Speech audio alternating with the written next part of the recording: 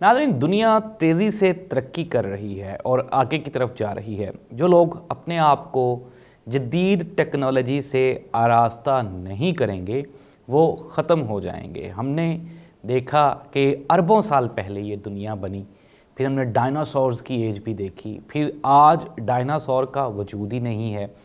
एक इतनी बड़ी क्रिएचर, एक इतनी बड़ी मखलूक वो ख़त्म हो गई। वजह क्या थी कि उसने अपने आप को बदलते हुए तकाज़ों के साथ हम आहंग नहीं किया।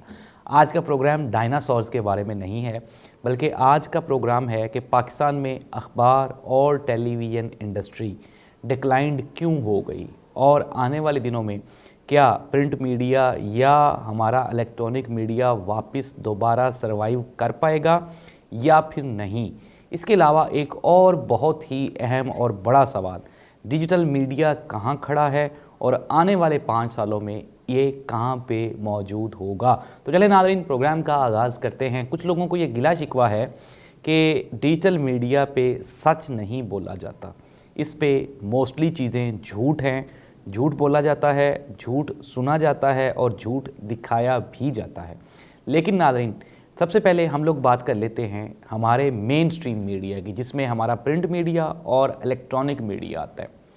मुझे इस पे बात करने का अबूर इसलिए भी हासिल है कि मैंने अल्हम्दुलिल्लाह स्टार्ट अखबार से किया, फिर रेडियो किया और फिर टेलीविज़न को भी मैंने अपनी आँखों के सामने इतना ऊपर देखा और फिर उसी टीवी को नीचे बैठते हुए भी देखा। अखबार का हमने अरूज भी देखा और अखबार का ज़वाल भी हमने देखा। अखबार के सहाफ़ियों को कोठियाँ, बंगले, कारें ख़रीदते हुए भी देखा और अखबार के काम करने वालों को, मज़दूरों को, एडिटर्स को हमने ख़ुदकुशियाँ करते हुए भी अपनी आंखों के सामने देखा। वजह क्या थी, हम आपको ये बताते हैं।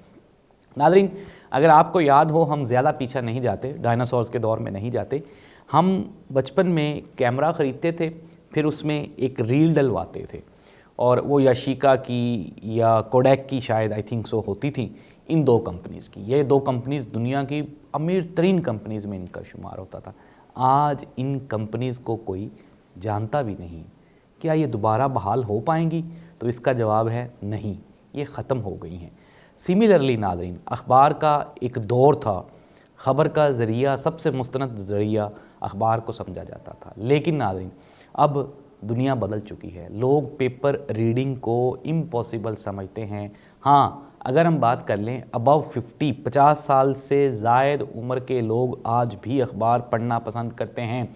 लेकिन दुनिया में इस वक्त टोटल आबादी का 8 से 10% ऐसे लोग हैं जिनकी उम्र 50 साल से ज़्यादा है और जो अखबार पढ़ने को, उन 8 में 10 में से भी 2% लोग ऐसे हैं जो अखबार पढ़ने को प्रेफर करते हैं। अदरवाइज़ मोस्टली लोग मोबाइल पर ई पेपर पढ़ लेते हैं, अखबार पढ़ लेते हैं। और यही वजह है कि आज अखबारी सहाफ़ियों को, अखबारी कॉलमिस्ट को लोग कम जानते हैं। उनकी निस्बत छोटे छोटे बच्चे जो कि यूट्यूबर्स हैं, व्लॉगर्स हैं या फिर टिकटॉकर्स हैं, उनको लोग ज़्यादा जानते हैं। वो ज़्यादा मशहूर हैं, वो ज़्यादा वायरल हैं, लोगों के लिए वो ज़्यादा रिस्पेक्टेबल भी हैं। वजह क्या है कि उनकी एक्सेस ज़्यादा लोगों तक है। अखबार पाकिस्तान में अगर हम बात करें तो हम गुज़श्ता दिनों भी दोस्त अहबाब बैठे हुए थे, तो एक ही ऐसा अखबार है जो आज भी अपनी असल सूरत हाल को या असल अखबारी सूरत को या शक्ल को लेकर ज़िंदा है, और वो है रोज़नामा जंग। जंग ही एक ऐसा अखबार है जिसको हम मुकम्मल अखबार कह सकते हैं। इसके अलावा पाकिस्तान में बी कैटेगरी या सी कैटेगरी में भी कोई अखबार फॉल नहीं करता। ख़बरें का एक दौर था, रोज़नामा पाकिस्तान का एक दौर था, नवाए वक्त जंग के मुकाबले का अखबार था, लेकिन अनफॉर्चुनेटली आज ये अखबार एग्जिस्ट ही नहीं करते। नवाए वक्त को तो हमने अपनी आंखों से बैठते हुए देखा। फिर उसके बाद अगर पाकिस्तान की बात करें, अभी भी चल रहा है लेकिन बस सो चल रहा है।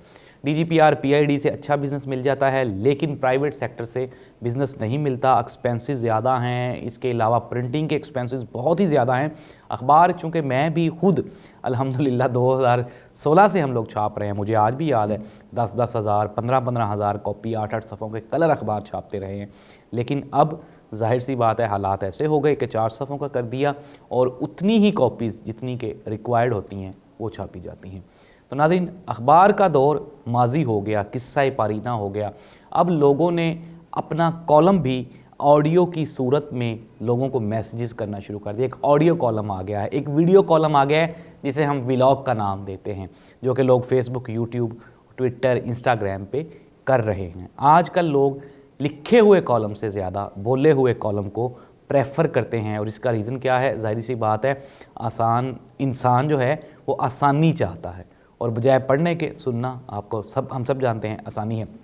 डिजिटल मीडिया की वजह क्या है नाज़रीन? इसमें सबसे बड़ा फॉल्ट फ्लॉ हमारे मेन स्ट्रीम मीडिया का है। पॉलिटिकल पार्टियों के एजेंडाज़ को लेके, इसके अलावा ताकतवर हलकों के एजेंडाज़ को लेके, बिज़नेस कम्युनिटी को खुश करने के लिए, लोगों को फेवर देने के लिए इतना झूठ फैलाया गया मेन स्ट्रीम मीडिया से, इतना झूठ।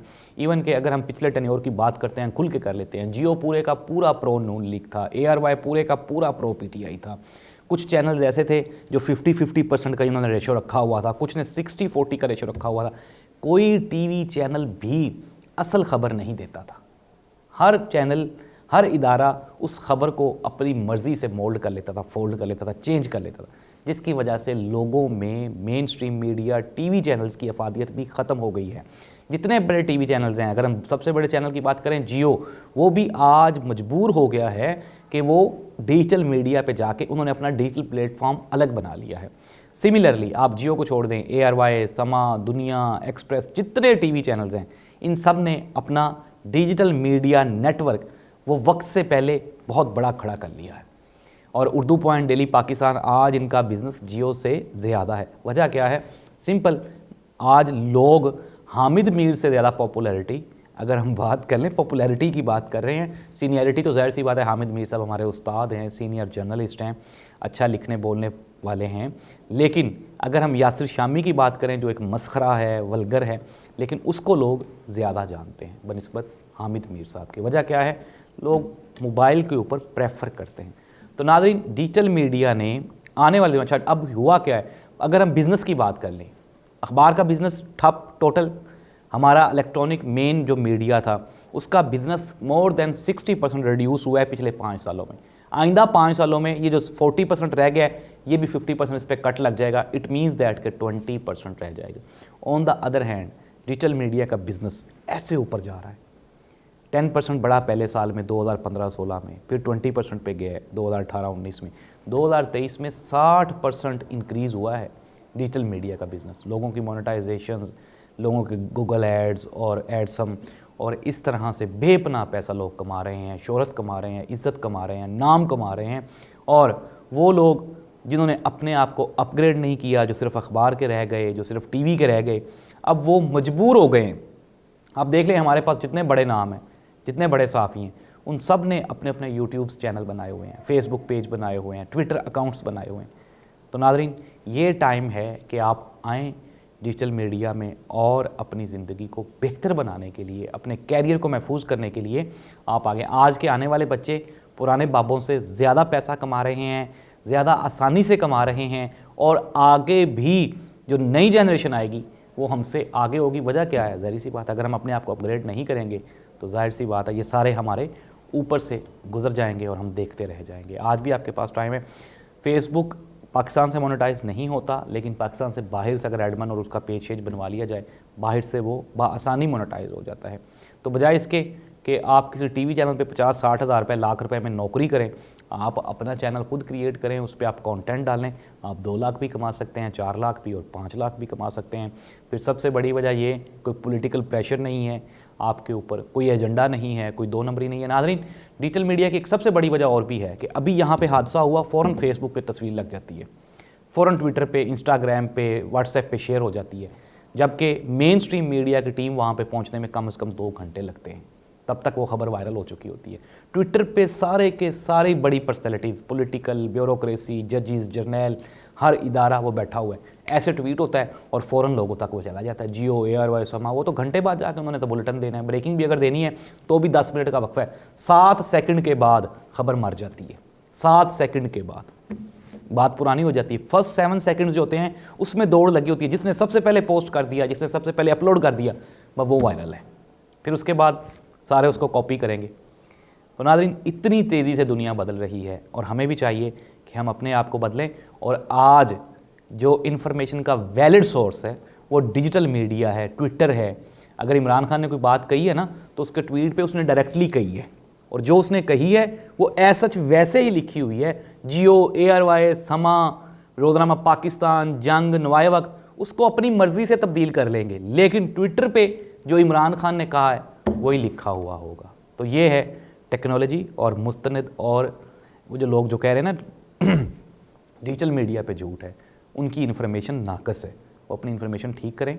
वो भी यहाँ डिजिटल मीडिया से पढ़ के कह रहे हैं कि डिजिटल मीडिया नाकस है। डिजिटल मीडिया आज भी इन्फॉर्मेशन का बेहतरीन सोर्स है। आइंदा 5 सालों में ये मज़ीद ऊपर जा रहा है, फिर उसके बाद देखेंगे कोई नई टेक्नोलॉजी आएगी जो इसको रिप्लेस करेगी। पुराना टीवी या अखबार अब दोबारा नहीं आएंगे।